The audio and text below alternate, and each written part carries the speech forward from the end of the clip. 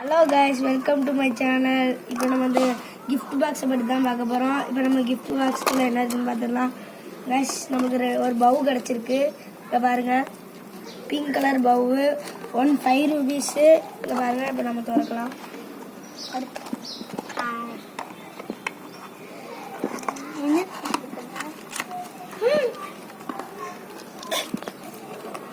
Guys, நம்மளுக்கு ஒரு chocolate ஒரு விசிலும் இங்கே பாருங்கள்.